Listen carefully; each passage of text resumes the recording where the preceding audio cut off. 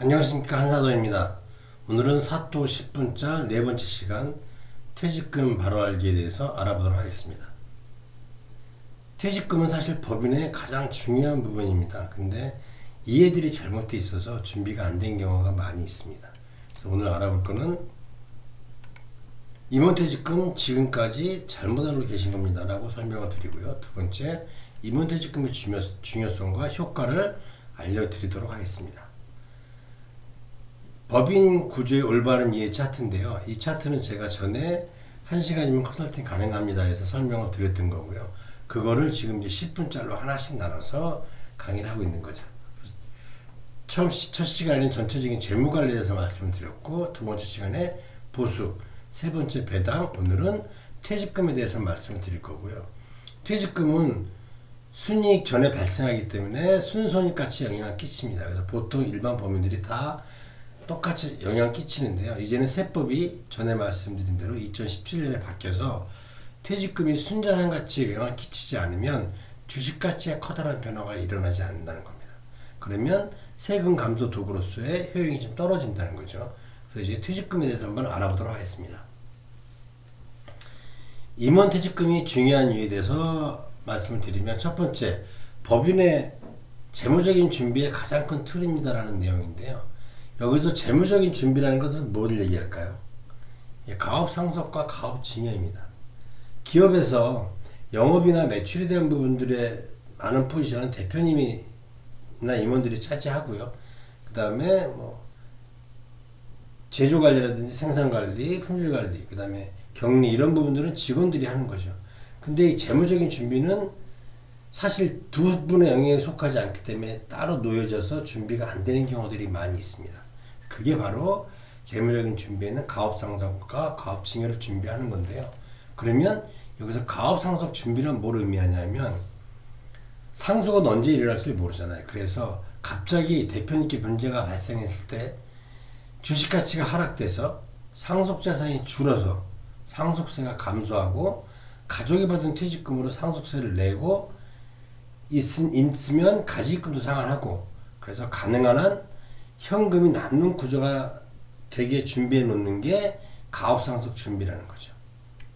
그러면 가업증여 준비는 무엇일까요? 위에 만약에 대한 준비를 해 놓고 그 다음에 사전에 법인자산 분배 활동을 통한 자산 감소 및 주식가치 감소를 꾀하여서 증여 금액을 떨어뜨려서 적정한 시기에 지분 증여를 통해 법인의 지분 안정화 작업을 완성해 가는 것, 이게 가업증여입니다. 그러니까 대표님들이 그동안 들으셨던 가업상속, 가업증여해서 정부에서 세제 혜택 주는 것들, 이거는 조삼모사라고 얘기를 합니다. 다음에 한번 설명을 드리고요.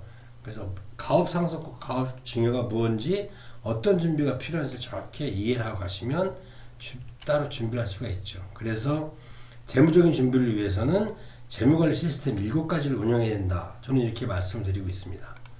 그럼 거기에서 가장 큰 것 중에 하나가 바로 이 퇴직금이라는 거죠. 그러면 이 법원 퇴직금에 대해서 세법을 좀 정확히 아셔야 됩니다. 그러면 이해하기가 훨씬 수월합니다. 첫 번째, 법인세법 시행령, 줄여서 법인령이라고 부르고요. 제44조 퇴직급의 송금 불산입 항목이 있습니다. 이게 먼저 적용을 받는데요. 이 항목은 퇴직금이 법인 비용으로 인정되는 경우에 관련 규정입니다. 그러면 인정이 안 되면 어떻게 되느냐? 가지입금으로 처리가 되는 거죠. 그래서 1차적으로는 받은 퇴직금이 법인세법에 의해서 퇴직금으로 인정이 돼야 되는 거죠. 그럼 두 번째 적용되는 게 뭐냐? 소득세법 제22조 퇴직소득입니다. 여기는 위에 인정퇴직금에 퇴직소득세로 처리하는 방법에 대한 관련 규정입니다. 여기에 2012년까지는 정관하고 2020년까지인가는 3배수, 2020년, 21년부터는 2배수 이렇게 적용을 해서 그 부분은 까지는 퇴직소득세를 인정해주고 그 뒤는 근로소득세를 인정하겠다. 이런 내용들이 담겨 있는 게 두 번째 소득세법입니다. 그런데 다들 어떻게 알고 계시냐면 2배, 3배가 퇴직금이라고 알고 계신 거죠. 그건 잘못된 내용이라는 거죠. 그래서 정리해서 말씀, 이거는 플레이스토어에 가셔서 국가법령 정보라고 치시면 어플이 나옵니다. 다운받아서 요 법인세법 시행령 제44조와 소득세법 제22조를 쳐보시면 항목들이 나옵니다. 많지 않습니다. 자, 그래서 임원 퇴직금 처리 절차에 대한 올바른 이해는 법인세법 시행령 제44조에 의해서 손금산이 퇴직금으로 인정이 되어야 하고, 그 인정된 퇴직금에 대해서 소득세법 제22조에 따라 소득세, 여기에는 퇴직소득세와 근로소득세로 부과가 됩니다. 이렇게 되는 것이 임원퇴직금 올바른 처리 절차거든요. 어디에도 임원퇴직금을 얼마로 해라 또는 몇 배수로 해라 이런 내용이 없습니다. 잘못 알고 있는 사람들이 잘못 교육하고 그 교육을 받은 사람이 대표님들한테 잘못 얘기하고 있는 거죠.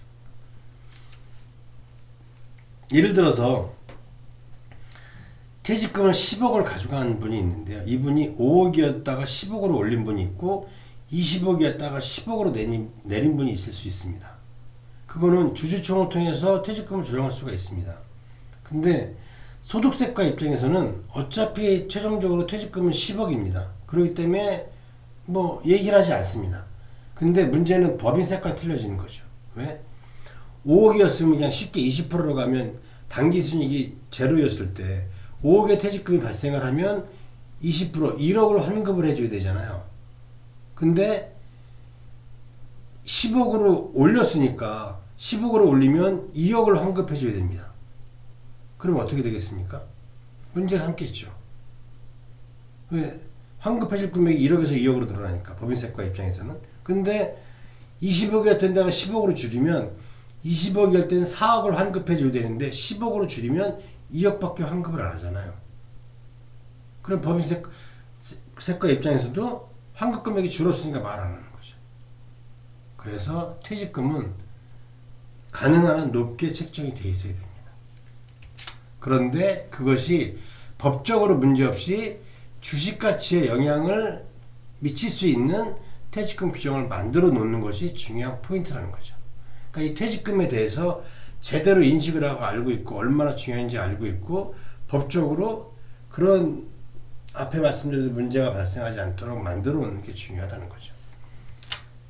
자, 그러면 제가 샘플 하나 보여드리면 명진이라는 제 고객이고요. 23년에 만났는데 2004년 2월 28일 설립일자입니다. 그래서 11년에 4,500 하다가 1억씩 이 당시 급여를 가지고 있는데요. 여기는 보시면 퇴직금이 5억 3,800일 수도 있고 3억 9,800일 수도 있고 4억 1,800일 수도 있습니다. 이게 왜 그러느냐? 그 정관이 어떻게 되어 있냐는 건데요. 이 업체는 제일 하필이면 작았던 이 기본적인 정관, 여러 대표님들이 가지고 계신 정관하고 똑같은 겁니다. 이렇게 되어 있어서 3억 9,800밖에 퇴직금이 적용되지 않아서 실수령액은 3억 5,300이었습니다. 그래서 저는 10억으로 만들어 드린 거죠. 그래서 7억 6,100이라는 퇴직금 수령액이 발생을 합니다. 가족들이. 자, 그러면 중요한 게 뭐냐? 정관에 따라서 퇴직금이 달라집니다. 그래서 나는 어떤 정관에 어떤 퇴직금 규정이 있는지 대표님이 한번 확인해 보실 필요가 있습니다. 자, 그러면 이거 제가 이제 전에는 화면으로 하다가 그냥 스캔을 해왔습니다. 자, 이 업체가 20년 됐는데요. 현재 순자산이 20억 정도 됩니다. 근데 개인 자산이 20억 있으시면 총 상속이 20억, 40억 있어서 7억 6,800이 되죠. 자, 근데 아까 얘기했던 3억 9,800 퇴직금 4억이 되면 순자산이 38억 7,200으로 상속세가 7억 2,400이 나옵니다. 근데 제가 해드린 10억으로 하면 36억 3,200에 6억 5,600만원. 사실 금액은 거의 비슷하죠. 근데 차이가 뭐냐? 4억일 때 3억 9,800일 때 앞에 보시면 퇴직금이 3억 5,300이잖아요. 근데 여기는 7억 6,100만원이라는 거죠. 결과적으로 뭐냐? 부족자금이 여기는 3억 7천이 발생하고 여기는 여유자금이 1억 400이 난다는 거죠. 그래서 퇴직금으로 상속세 납부가 부족한 경우가 있고 충분한 경우가 있다는 거죠. 그 대표님 회사 준비는 어느 쪽이시냐는 거죠. 중요한 포인트라는 겁니다. 세 번째, 임원퇴직금의 결론은 첫 번째, 지금까지 대표님은 퇴직금의 중요성에 대해서 모르고 계셨다는 겁니다. 두 번째, 임원퇴직금은 주식가치 조정에 가장 크면서 최후의 수단입니다. 세 번째, 상속세 감소 및 납부지원 마련의 가장 큰 도구입니다. 임원퇴직금은 가업증여와 가업상속의 주요 준비 사항이라는 겁니다. 세 번째, 임원퇴직금은 이렇게 중요합니다. 나의 상태, 대표님 상태를 꼭 확인하셔야 합니다. 올바른 종간에 적정한 퇴직금 규정을 적법하게 만들어서 보관해야 한다는 겁니다. 자, 오늘은 임원퇴직금의 새로운 중요성과 세법에 대해서 말씀을 드렸습니다. 한번 확인해 보시고요.